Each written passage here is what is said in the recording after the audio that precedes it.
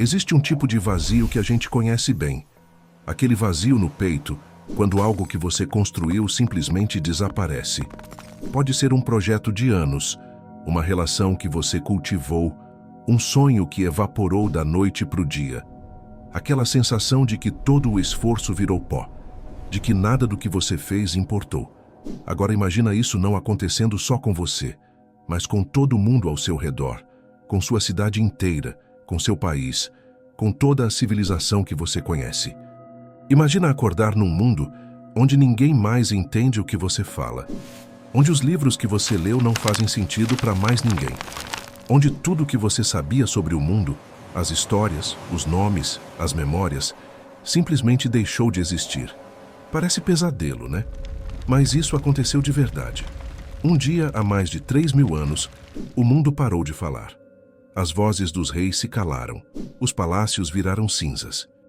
As grandes rotas comerciais que conectavam continentes inteiros se fecharam como portas batendo uma a uma. O mar, que antes unia povos, agora só separava. E então veio o silêncio.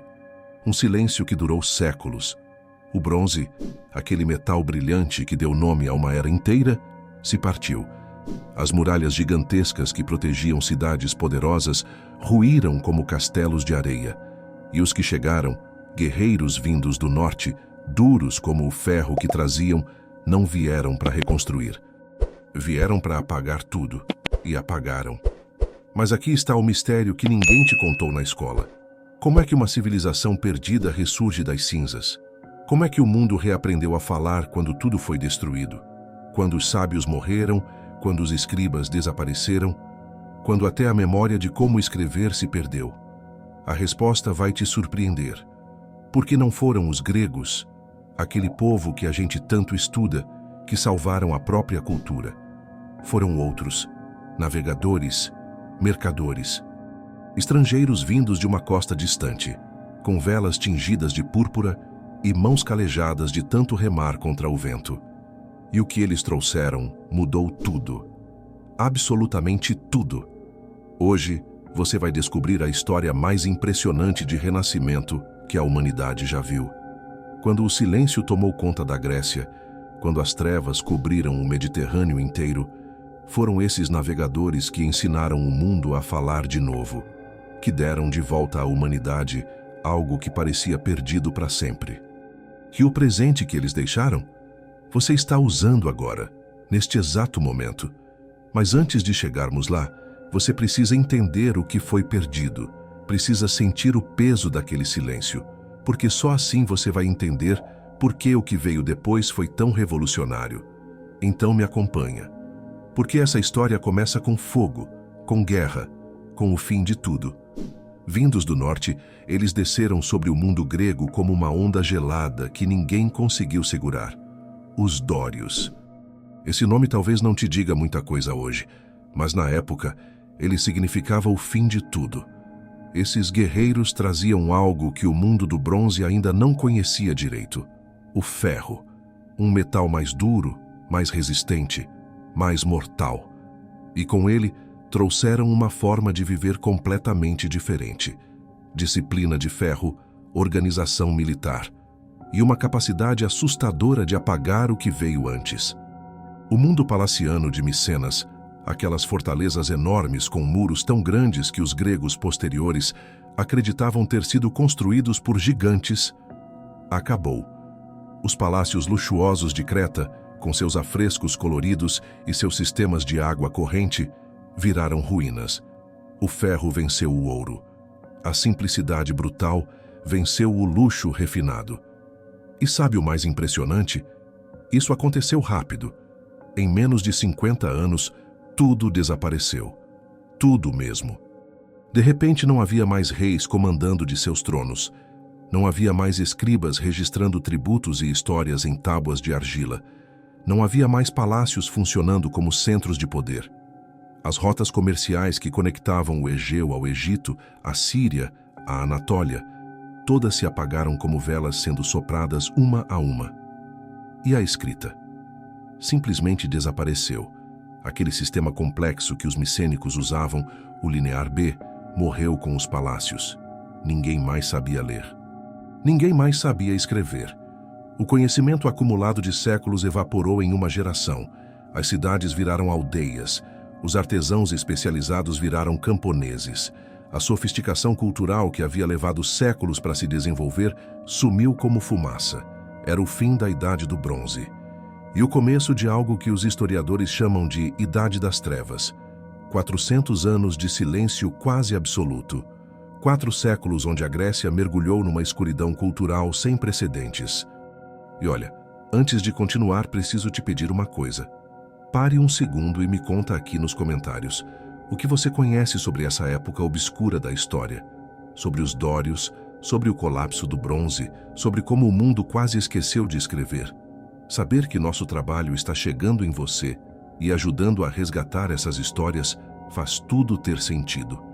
Comenta aí. Vamos construir esse conhecimento juntos. Mas aqui está o detalhe que muda tudo. As histórias não morreram. Mesmo sem escrita, mesmo sem palácios, mesmo sem reis, as histórias continuaram vivas. Elas só mudaram de forma. Agora viviam nas canções dos aedos, aqueles poetas ambulantes que iam de aldeia em aldeia cantando os feitos dos antigos heróis.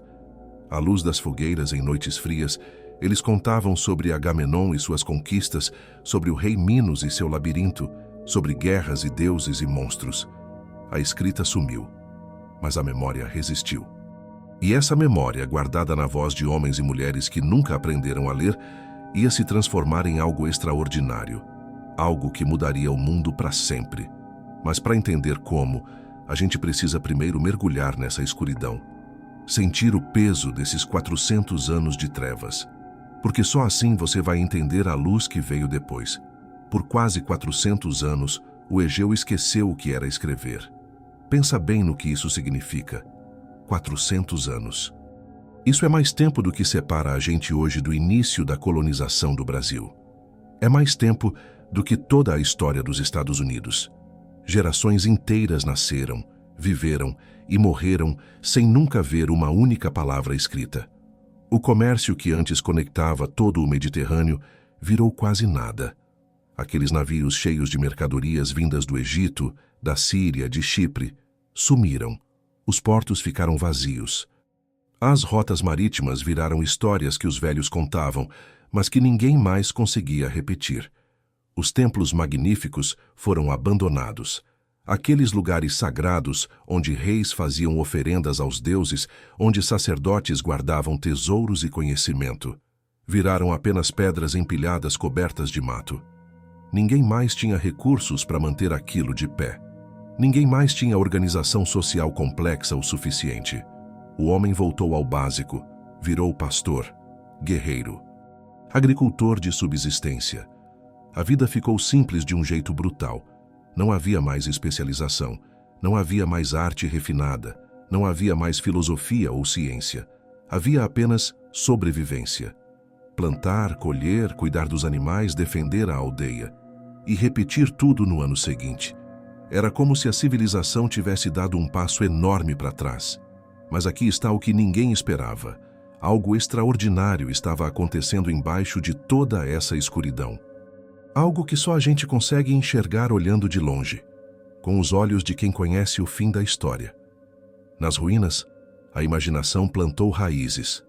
Aqueles palácios destruídos de Creta, com seus corredores confusos e seus salões gigantescos, viraram na memória do povo algo muito maior do que eram. Viraram o labirinto do Minotauro, o reino do poderoso rei Minos. Um lugar de magia e terror, onde um monstro metade homem, metade touro, devorava jovens até que um herói corajoso o enfrentasse. As muralhas ciclópicas de Micenas, aquelas pedras imensas que ninguém mais sabia como tinham sido erguidas, viraram cenário dos contos sobre a guerra de Troia, sobre Agamenon e seu exército, sobre heróis que conversavam com deuses e mulheres cuja beleza causava guerras. O que antes era história virou lenda, e a lenda foi ficando cada vez mais grandiosa a cada geração que a recontava ao redor do fogo. Desse esquecimento nasceu a memória mítica. Desse silêncio forçado cresceu uma tradição oral tão poderosa que atravessaria séculos. Era o solo fértil onde, muito tempo depois, floresceriam Homero, a Ilíada, a Odisseia. Onde nasceriam as histórias que até hoje a gente conta, os mitos que até hoje nos fascinam. Porque é isso que acontece quando você tira a escrita de um povo. A memória vira outra coisa. Vira poesia, vira canto, vira história exagerada, embelezada, transformada em algo maior que a vida. Os aedos não estavam apenas lembrando o passado, estavam recriando ele. Cada apresentação era uma nova versão, cada poeta adicionava seu toque. E assim, paradoxalmente, a cultura grega estava sendo construída justamente no momento em que parecia estar morrendo. Mas tem uma coisa que você precisa entender. O silêncio do ferro não foi vazio, foi incubação. Foi um ovo chocando numa escuridão quente e necessária. Porque enquanto a Grécia mergulhava nessas trevas, enquanto os gregos se esqueciam de como escrever e lutavam apenas para sobreviver, em outra costa do Mediterrâneo, uma luz estava se acendendo. Uma luz que ninguém no Egeu ainda percebia, mas que mudaria tudo. E dessa luz viria a salvação. Não através de exércitos, não através de conquistas, não através de reis poderosos erguendo palácios de novo, mas através de algo muito mais poderoso, muito mais duradouro, muito mais revolucionário do que qualquer arma jamais poderia ser. Uma nova forma de falar, uma nova forma de lembrar, uma nova forma de ser humano. E para entender de onde veio essa luz, a gente precisa virar nosso olhar para outro lugar, para uma costa estreita espremida entre montanhas e mar, para um povo que a história quase esqueceu, mas que deixou para trás o presente mais importante que a humanidade já recebeu. Enquanto a Grécia mergulhava em sombras, enquanto aldeias gregas lutavam para sobreviver ao inverno e os aedos cantavam histórias de um passado glorioso que ninguém mais conseguia alcançar, uma outra costa brilhava sob o sol do Mediterrâneo Oriental. Uma faixa estreita de terra espremida entre o mar azul intenso e as montanhas cobertas de cedro do Líbano, a Fenícia. Esse nome talvez não seja tão famoso quanto Grécia ou Roma, mas deveria ser. Porque sem os fenícios, o mundo que você conhece não existiria. Ali, naquela costa apertada, cidades como Biblos, Sidom e Tiro cresciam de um jeito completamente diferente do resto do mundo antigo. Elas não tinham impérios territoriais gigantescos, não tinham exércitos de conquista marchando para dominar terras distantes. Não tinham faraós ou reis poderosos erguendo pirâmides e palácios colossais. Elas tinham algo melhor, algo mais inteligente. Algo que, no fim das contas, provaria ser muito mais duradouro. Tinham portos e navios. Os fenícios entenderam algo que levaria milênios para a maioria das civilizações compreender. Você não precisa conquistar o mundo para dominá-lo. Você só precisa conectá-lo, transformar distância em proximidade, transformar separação em troca. E isso é o que eles fizeram com uma maestria que até hoje impressiona. Essas cidades não eram grandes em território. Biblos cabia num quarteirão de uma metrópole moderna. Tiro era uma ilha rochosa que você atravessaria caminhando em meia hora. Sidom não era muito maior, mas dessas enseadas pequenas saíam as frotas mais ousadas da antiguidade. Navios construídos com o cedro das montanhas, aquela madeira perfumada e resistente que não apodrecia fácil na água salgada. Embarcações com cascos reforçados, velas triangulares que permitiam navegar contra o vento, compartimentos para carga que outras culturas nem imaginavam possíveis. E tripulações que conheciam o Mediterrâneo como a palma da mão, que sabiam ler as estrelas, as correntes, os ventos, que não tinham medo de perder a costa de vista, que transformaram aquele mar, que para tanta gente era um cemitério líquido cheio de perigos, numa estrada que conectava tudo. Os fenícios eram diferentes de todo mundo. Eles não queriam dominar terras, queriam conectar mundos. E essa diferença, essa visão única, mudou tudo. Enquanto outros povos construíam muralhas, eles construíam pontes invisíveis feitas de rotas marítimas. Enquanto outros fechavam fronteiras, eles abriam portos. Enquanto outros acumulavam através de conquista, Eles acumulavam através de troca. E sabe o que é mais impressionante? Eles fizeram isso no momento exato em que o mundo mais precisava. Quando as rotas antigas tinham sido cortadas pelo colapso do bronze, quando o comércio internacional tinha praticamente morrido, quando civilizações inteiras estavam isoladas, lutando sozinhas para sobreviver.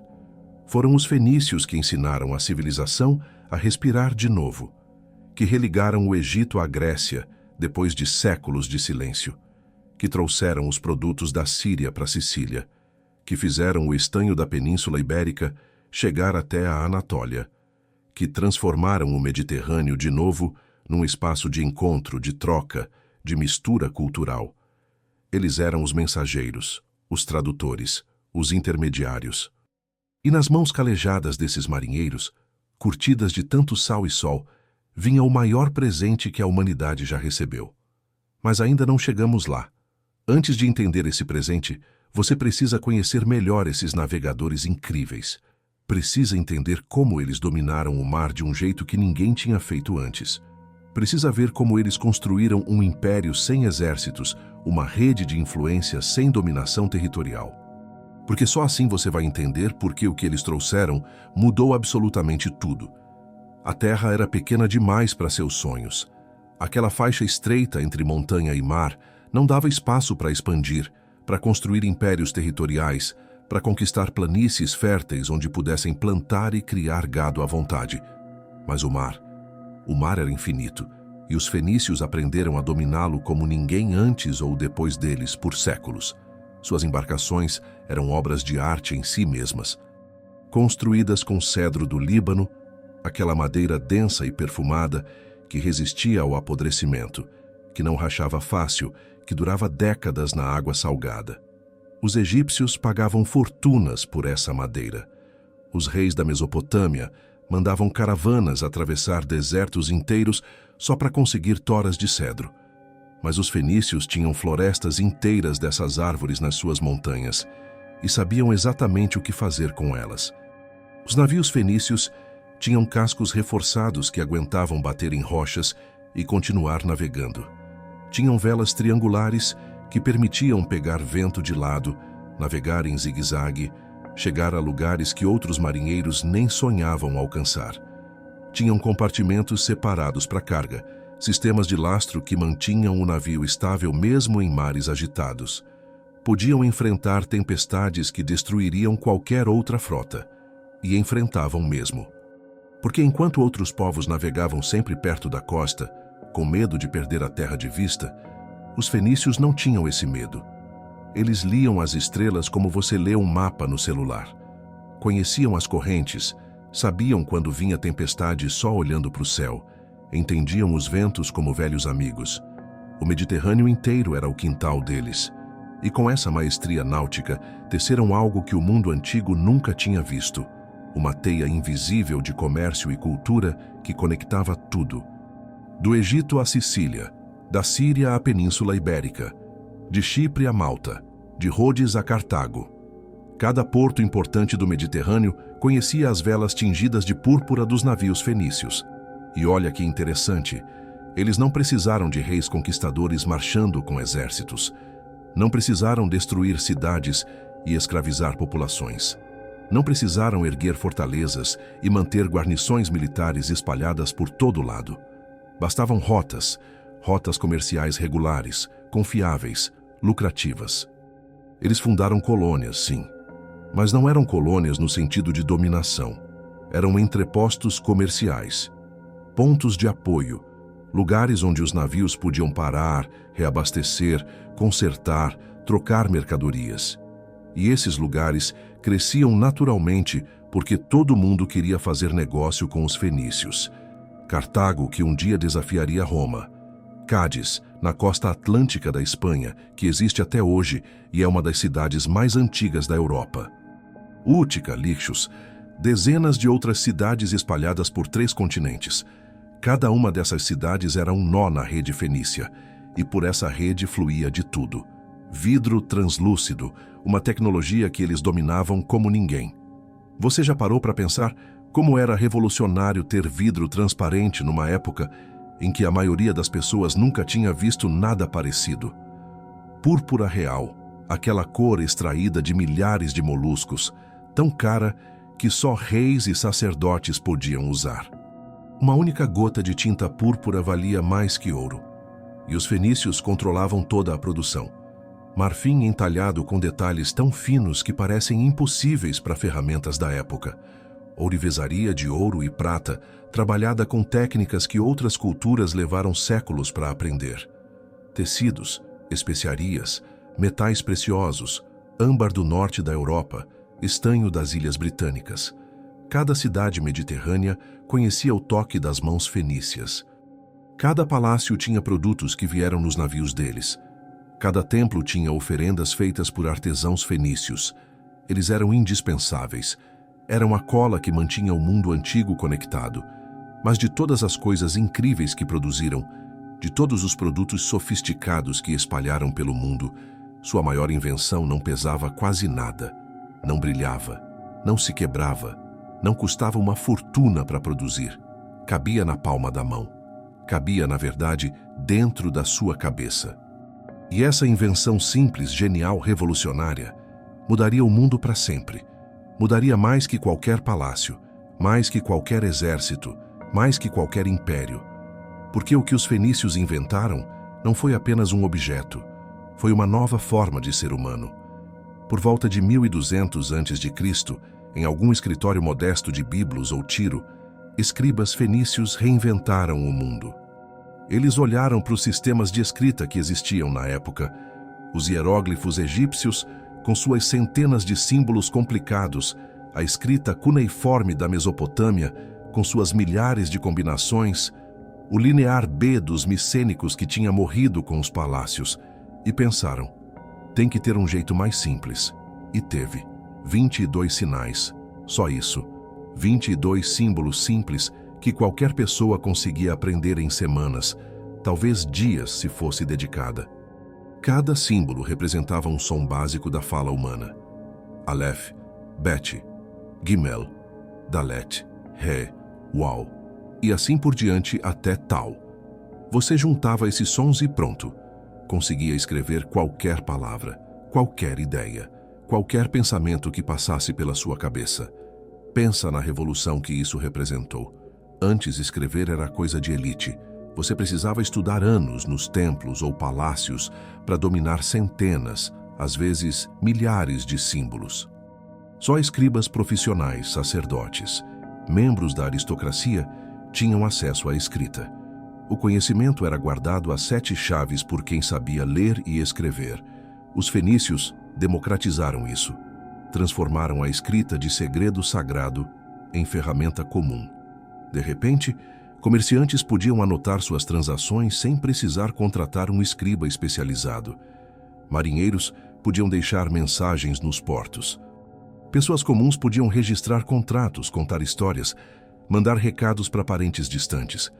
A escrita saiu dos templos e palácios. Foi para as ruas, para os portos, para os navios. Virou algo prático, acessível, vivo. E sabe o que é mais incrível?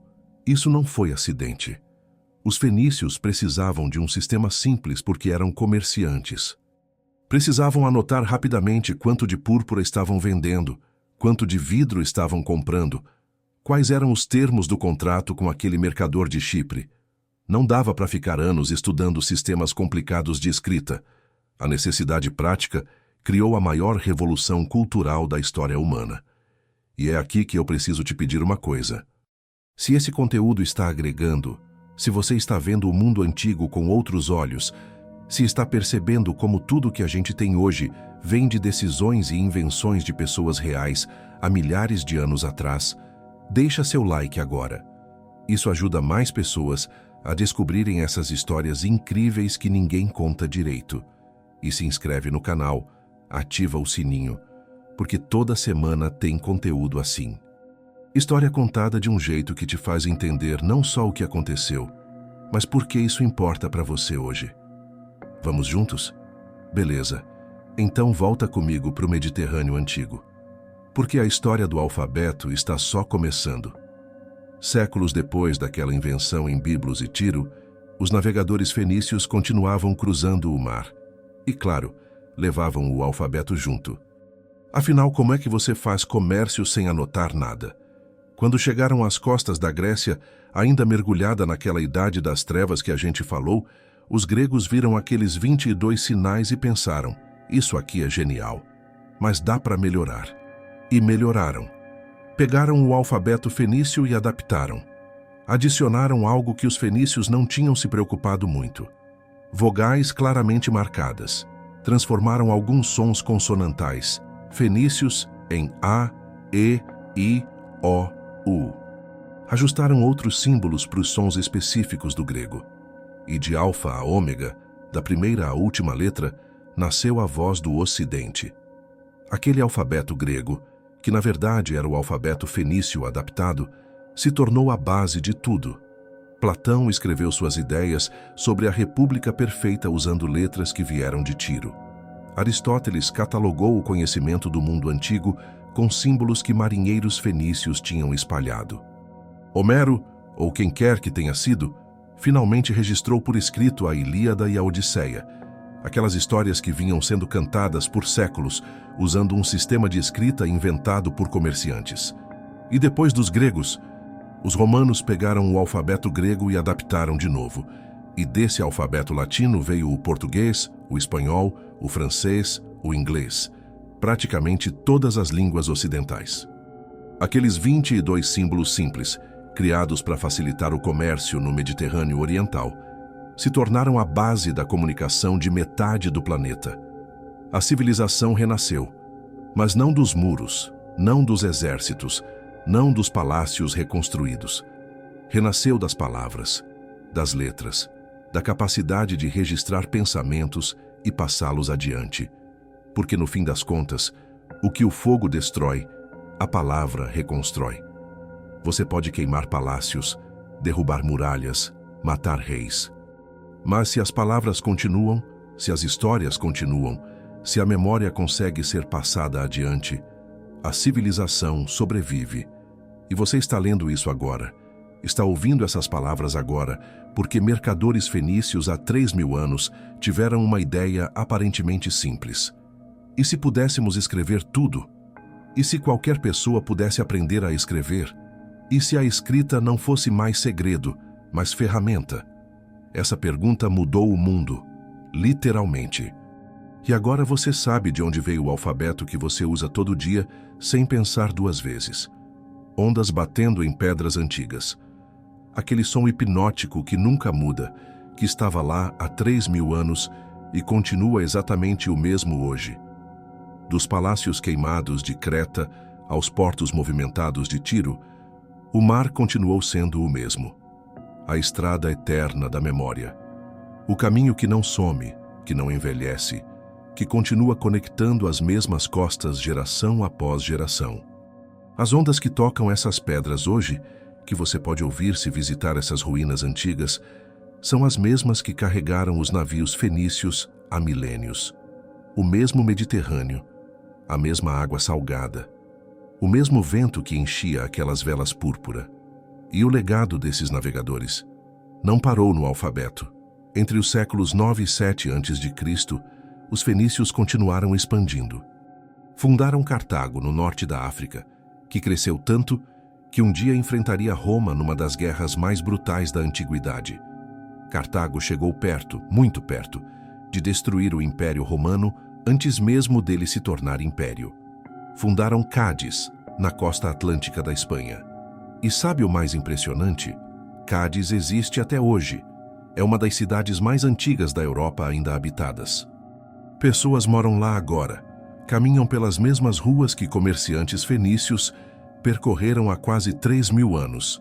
Útica, Lixos, dezenas de outras cidades espalhadas por 3 continentes. Cada uma começou como um entreposto comercial modesto e se transformou em potência regional. Algumas viraram reinos independentes. Outras se tornaram centros culturais que influenciaram povos inteiros. Os fenícios criaram a primeira rede marítima contínua da história. Não foi império no sentido tradicional. Não tinha um rei único comandando tudo de um palácio central. Era algo mais orgânico, mais fluido, uma teia de cidades conectadas pelo comércio, pela língua, pela cultura. E sabe o mais fascinante? Mesmo quando impérios gigantescos dominaram os fenícios, primeiro os assírios com seus exércitos brutais, depois os persas com seu império que ia da Índia ao Mediterrâneo, depois Alexandre Magno e seus generais, finalmente os romanos, a língua fenícia não morreu.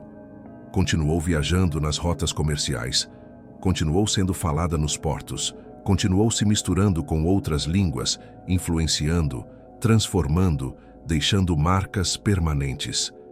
Porque no fim, você não precisa de exércitos para deixar um legado duradouro. Precisa de ideias, precisa de ferramentas que as pessoas achem úteis, precisa de algo tão bom que os outros queiram copiar, adaptar, espalhar. O ferro tinha trazido guerra, tinha trazido destruição, tinha trazido aqueles séculos de esquecimento e trevas, tinha apagado palácios, reis, escribas, toda uma forma de civilização. Mas foram 22 letras que trouxeram o mundo de volta. 22 letras simples que qualquer pessoa podia aprender. 22 letras que você ainda usa quando escreve uma mensagem no celular, quando digita um e-mail, quando anota alguma coisa num papel. 22 letras que atravessaram oceanos inteiros, que sobreviveram à queda de impérios, que passaram por milênios de transformação e adaptação e chegaram até você, agora, neste exato momento. Toda vez que você escreve, está usando uma tecnologia inventada por comerciantes fenícios que só queriam uma forma mais fácil de anotar suas transações. Toda vez que você lê, está se beneficiando de uma revolução que começou em portos pequenos do Mediterrâneo Oriental. E isso é poderoso demais para não compartilhar. Se essa jornada das cinzas à palavra te tocou, se você entendeu que história não é só sobre reis e guerras, mas sobre como a humanidade sempre encontra um jeito de continuar, de se reinventar, de passar conhecimento adiante, compartilha esse vídeo com alguém que precisa ouvir isso. Comenta aqui embaixo o que mais te impressionou nessa história. Foi o colapso da civilização, a Idade das Trevas, os fenícios e seus navios, ou a forma como 22 letras mudaram tudo? E fica por aqui, porque a história dos fenícios está só começando. Ainda tem muito mais para contar. Tem um império que eles fundaram, Cartago, que cresceu tanto que quase destruiu Roma. Tem generais como Aníbal cruzando os Alpes com elefantes. Tem guerras épicas, estratégias brilhantes, confrontos que definiram o destino do Mediterrâneo. Mas isso é assunto para a próxima vez. Por enquanto, fica com esse pensamento: o som das ondas batendo nas pedras. O mesmo som que os fenícios ouviam quando preparavam seus navios. O mesmo som que os gregos ouviam quando aprendiam a escrever. O mesmo som que você pode ouvir hoje se for até a costa. O mar não mudou. As ondas não mudaram. Mas nós mudamos. Aprendemos a escrever. Aprendemos a registrar. Aprendemos a passar conhecimento adiante de formas que atravessam tempo e espaço. E talvez, no fim, a maior vitória da humanidade não tenha sido erguer impérios colossais ou construir monumentos que tocam o céu. Talvez tenha sido aprender a dizer os nomes das coisas e nunca mais esquecer.